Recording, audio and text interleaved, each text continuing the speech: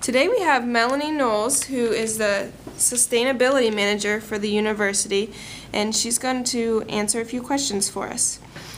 Melanie, what does your job involve on a day-to-day basis? My job is actually very broad. Even though my position is located in facilities planning and operations, I actually have the ability to touch things all over campus in different parts of campus. And my charge is very broad to improve sustainability across campus.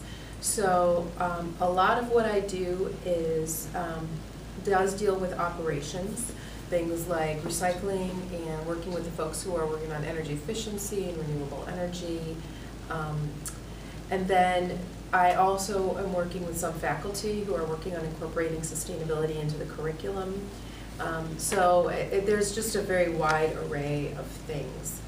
And on a day-to-day basis, a lot of my time is spent responding to emails. People contact me with questions or concerns or suggestions, people that are trying to market sustainable products that they think would be helpful to campus, and then trying to balance those short-term immediate things out with more longer-term planning for the university sustainability programs in general. What kinds of sustainability practices is Kent State currently taking part in?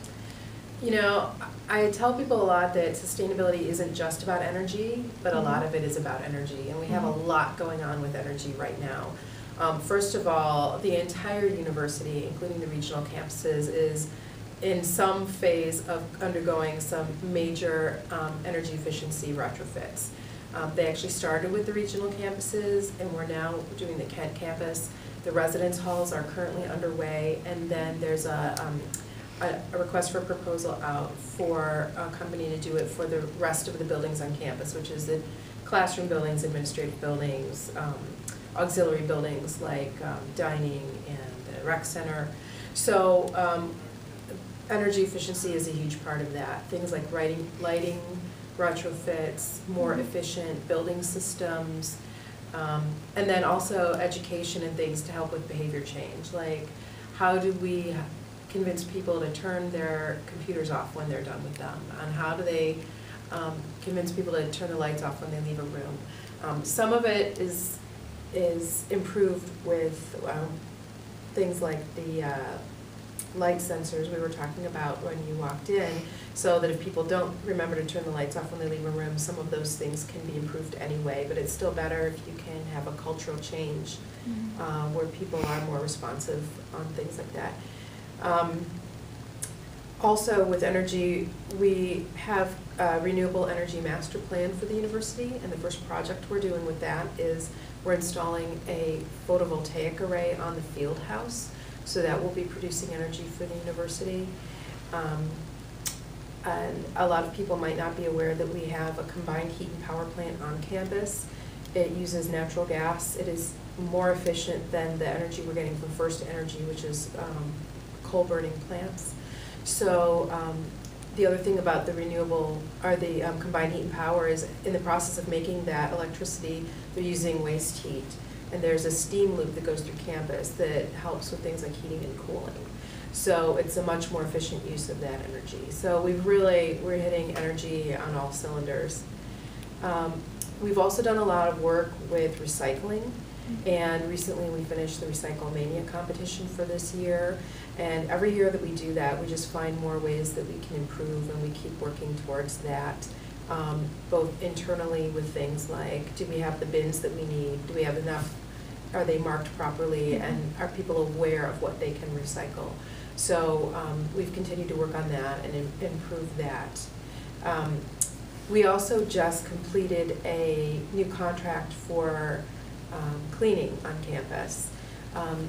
The new cleaning products that will be in use beginning in May are Green Seal certified, which means that they are certified to be better for the environment, healthier for people in those spaces, and especially for the custodial crews that are using those chemicals over and over again. These are much healthier products to use, and of course they work as well or better than conventional products, and as an extra bonus they actually are cheaper and they're saving us money, so that's a lot of wins right there. And that was a great process to go through with our procurement department, as well as we have 4 different custodial crews on campus because the auxiliaries have their own, so representatives from all of those crews participated in the selection.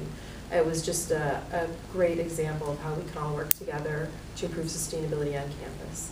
So there's a lot of projects going on, but those are some of the biggies. How does Kent State report on those sustainability practices? You know, that's what I mentioned in my day-to-day stuff. Part of it is the longer term questions and trying to see that further out.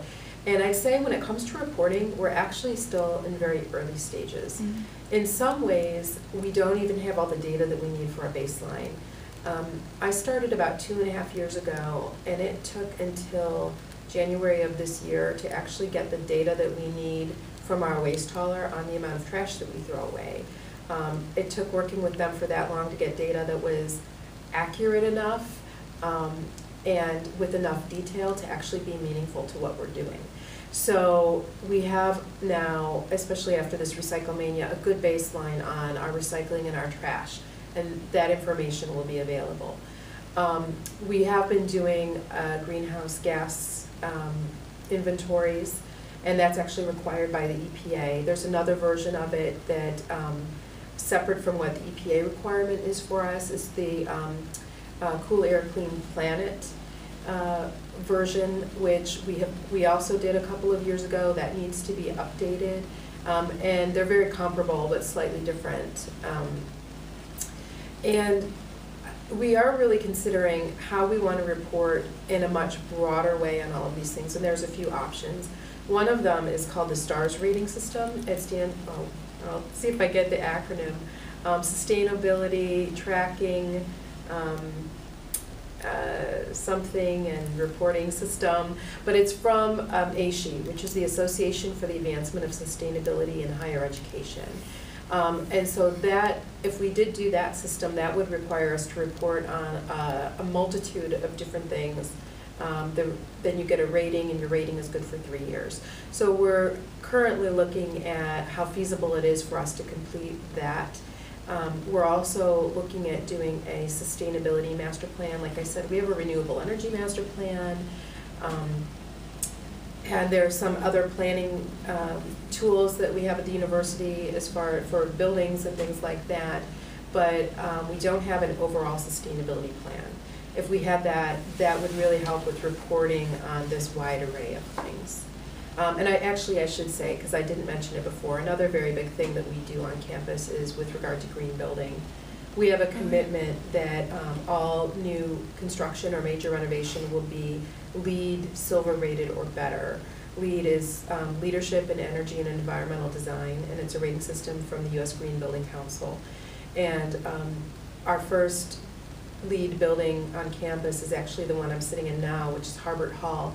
We just did a renovation of this building. It used to be a residence hall, and it's now an administrative building, and it has achieved the LEED Gold rating, which we're very proud of. You'll see more information coming out about that very soon. And we've also changed the architecture and engineering guidelines for campus so that even projects that are too small to qualify for LEED will incorporate green building strategies into them. So that's another area where we've done a lot of work, and I think made some great strides. And I think part of the reporting question is, how do we get recognized for the things that we have done? And choosing a reporting tool and making the commitments we need to get that done is part of being recognized for what we've done. I say that knowing that sustainability is a journey, and we're at a certain point on that journey. I don't want to greenwash. I don't want to say we're further than we are. We want to be very transparent about where we are, and make sure people are aware of the things that we have done and give us input and help on getting to the next level as we go along. Great. Thank you so much, Melanie. You're welcome.